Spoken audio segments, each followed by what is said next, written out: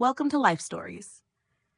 Imagine standing in front of a crowd, your heart racing, and watching your family hand your brother the keys to a brand new house.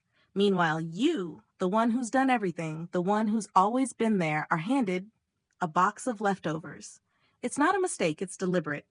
It's the moment you realize that no matter how hard you try, some people will never see your worth. But what if that moment of rejection is the exact wake-up call you need to change everything? What if you had the chance to finally choose yourself over their expectations? What happens when you stop chasing their approval and start living for you? This is Emily's story, a story of betrayal, resilience, and the unexpected journey of learning to love yourself. Let's dive in and discover what happens next. The evening air was thick with the scent of roses, mingling with the faint trace of champagne. The wedding reception was in full swing. Laughter, music, clinking glasses, and the soft hum of chatter filled the expansive tent. Twinkling string lights hung above, casting a warm glow over the sea of white satin drapes. But amidst the joyful noise, Emily Brooks stood at the edge of the crowd, her glass of flat punch in hand, trying her best to blend into the background. It wasn't that she hated her brother Max, far from it. She loved him, in fact. He was charming, confident, the kind of person who walked into a room and immediately became the center of attention. Growing up, Max had always been the golden child. No matter what he did or didn't do, he was always praised, always forgiven. He'd wrecked the family car when he was 17, and yet their mother, Diane, had bought him a new one the next day, no questions asked. Emily, on the other hand, had worked her fingers to the bone for every scrap of approval she could get from her mother. Straight A's, helping around the house, and always being the dependable one. But it was never enough. Tonight was supposed to be a celebration, yet Emily felt as though she were drowning in the shadows of everyone around her. She had poured herself into the wedding planning, staying up late to coordinate flowers, design the menu, even stuff welcome bags for out-of-town guests. She was the one who ensured everything ran smoothly, yet here she was, just a ghost in a dress. Then came the moment that would define her evening. Diane stood on a chair, champagne flute in hand, calling for everyone's attention. The crowd silenced instantly. Emily stood stiff, eyes fixed on her mother. It was clear, Diane was about to make her usual grand gesture, the one that made Max feel like the center of the universe. "Before we finish this beautiful evening," Diane began, her voice rich with authority, "we have one last gift for the newlyweds." Max beamed with pride, his usual smile lighting up his face.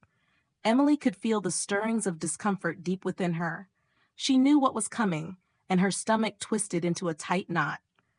She had been here before, watching as Max got everything he didn't deserve, everything he didn't need. Her mother reached into her oversized handbag and pulled out a red folder tied with a silver bow. She handed it to Max and his new wife, Sophia, with a theatrical flourish. "This," Diane announced, "is the deed to your new house. 4 bedrooms, a huge backyard, and a finished basement. Welcome home." There was a gasp from the crowd, followed by thunderous applause. Max hugged Diane, pulling her in tightly as Sophia wiped tears from her eyes.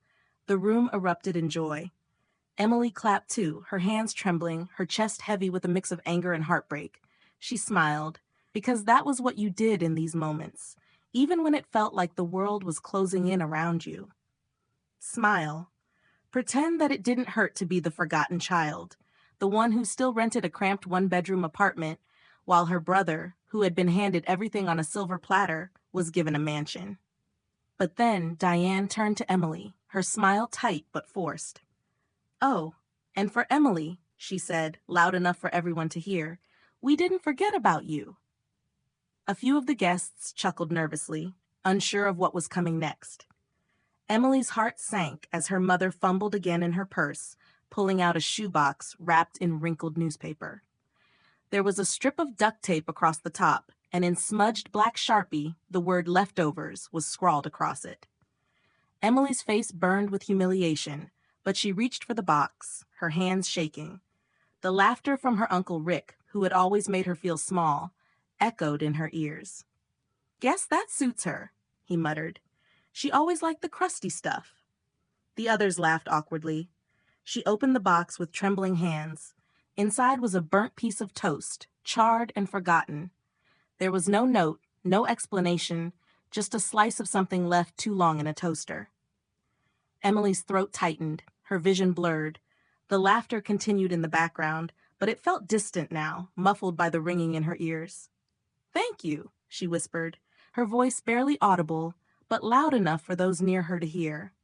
Her cheeks flushed hot as she fought the tears that threatened to break free.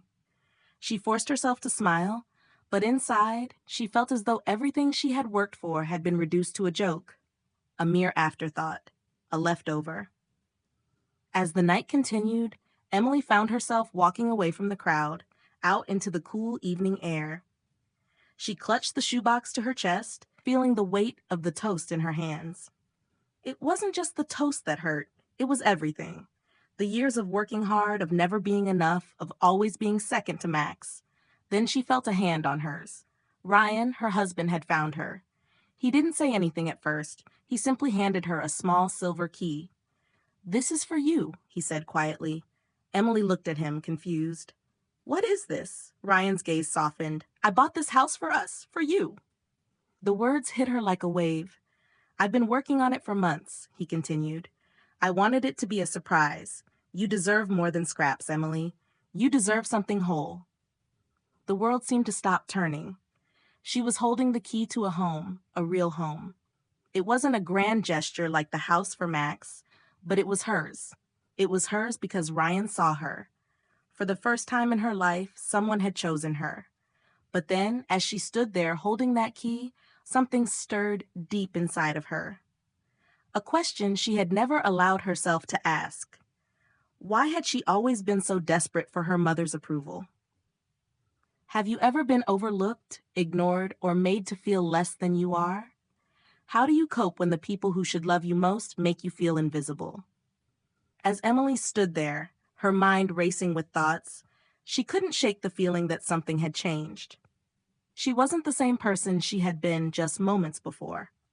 Something inside of her had shifted, and she was finally starting to understand what it meant to choose herself. But the next step was unclear. Would she be able to leave everything behind, to walk away from the family that had always made her feel like a second choice? Would she take the key and walk into a new chapter of her life? Or would the weight of her past drag her back into the shadows? The night was far from over, and Emily knew that the real test had yet to come. Would she have the courage to leave everything she knew and embrace a new life, a life that was hers and hers alone? Emily stood frozen at the foot of the small, pale blue house. The key in her hand felt impossibly heavy now, as if the weight of everything it represented had settled on her shoulders all at once. She had never owned anything that was truly hers. Every step she had taken in her life had been shadowed by the approval of others, first her mother, then Max, and even at times the friends who only saw her for what she could do, not who she was. But this key was different.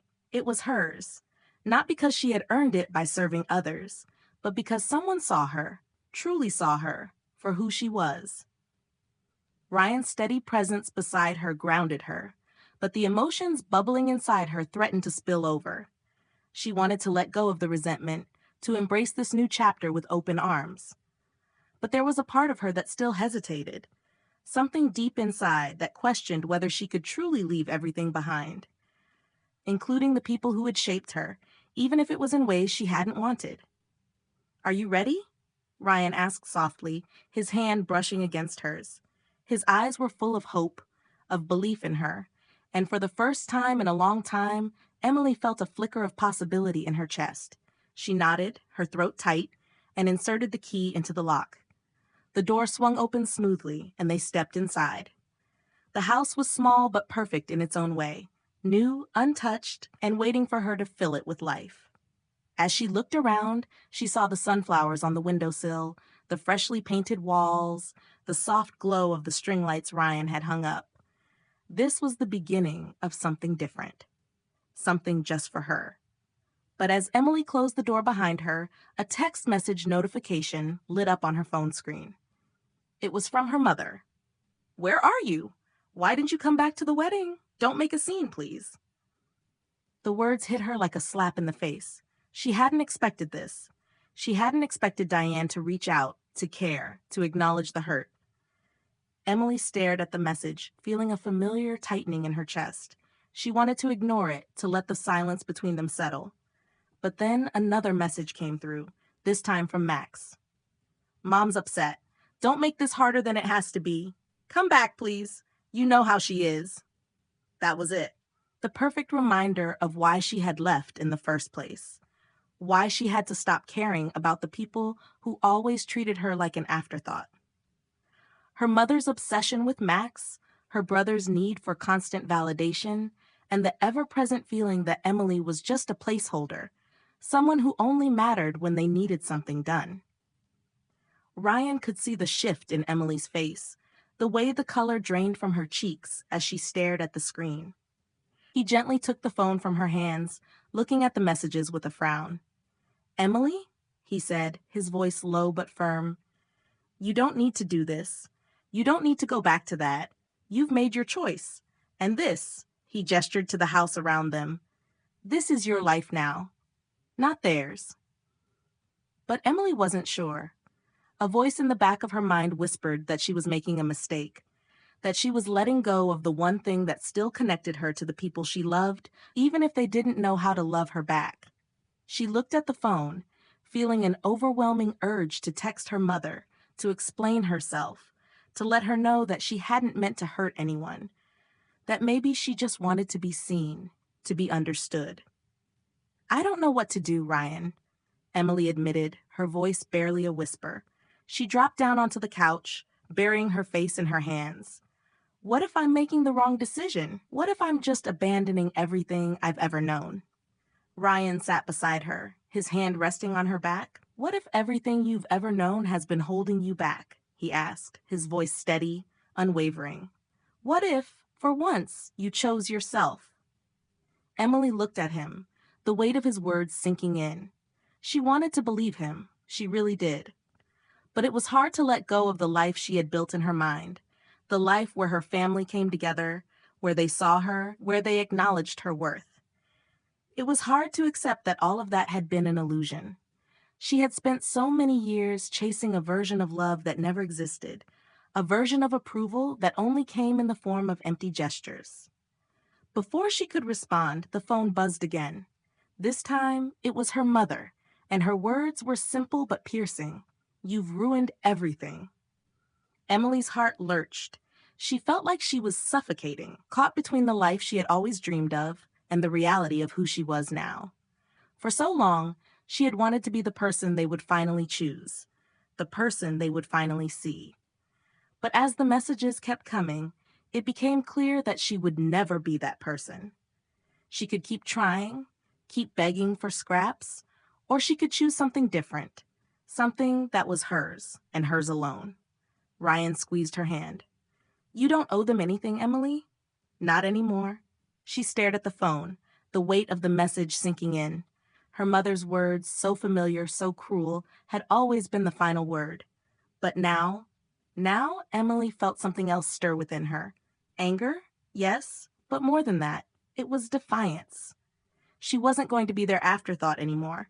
She wasn't going to keep begging for the love they weren't capable of giving. Not when she had this home, this life, this new beginning with Ryan. Emily stood up, her resolve firming with every passing second. "I'm done, Ryan. I'm done pretending. I don't need their approval anymore. Not from Mom, not from Max, not from anyone."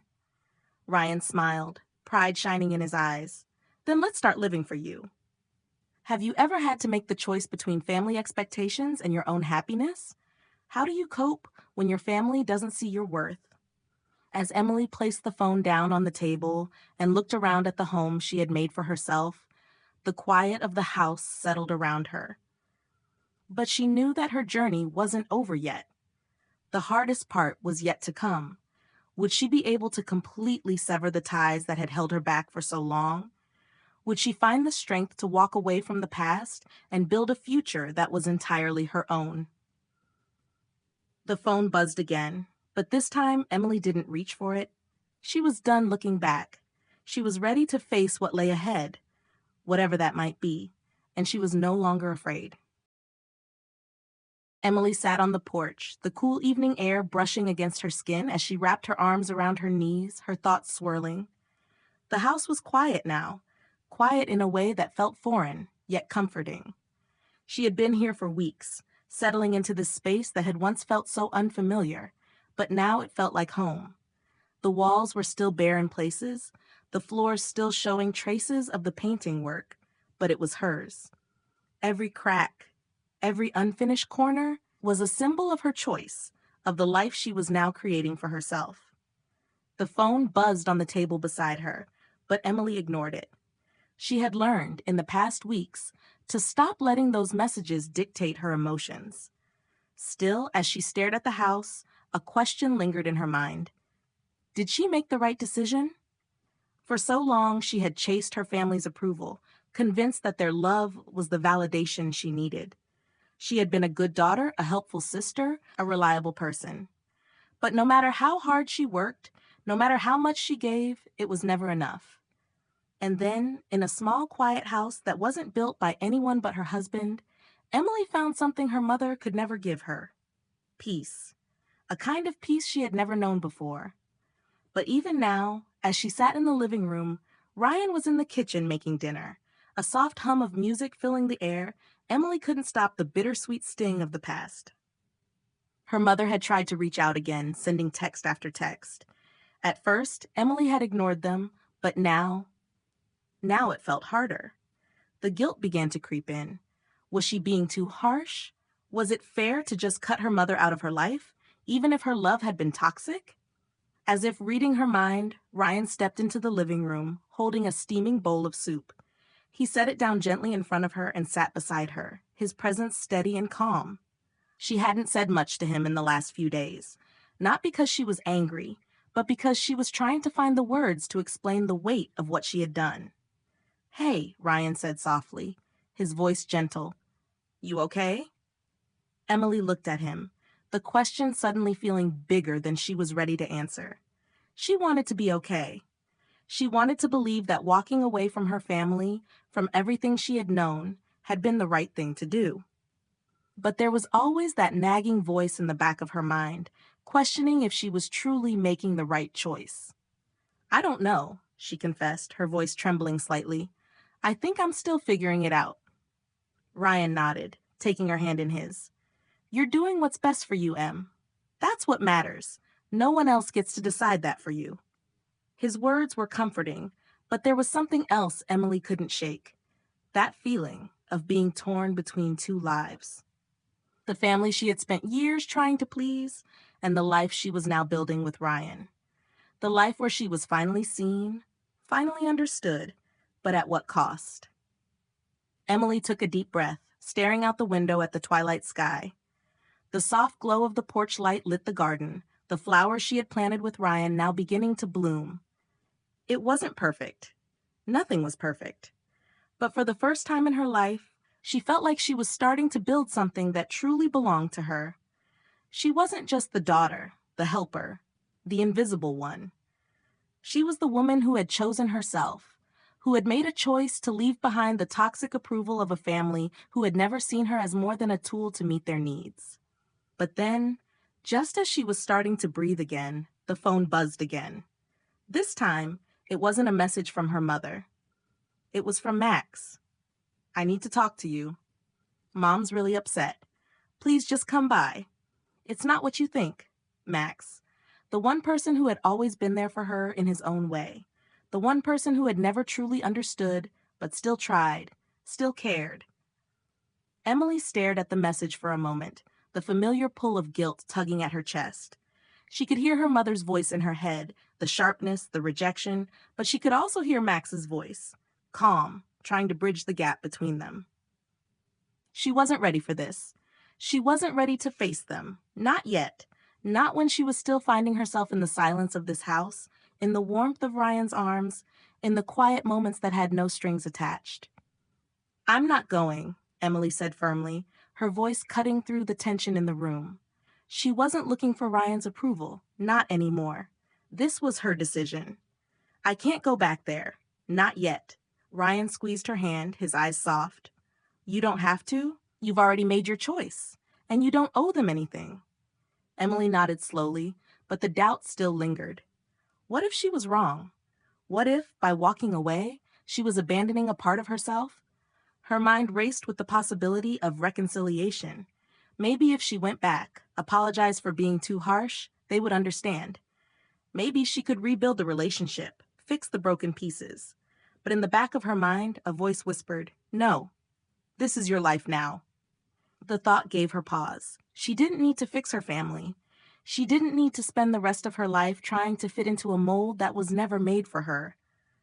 She was already building something, piece by piece with Ryan, something real, something hers.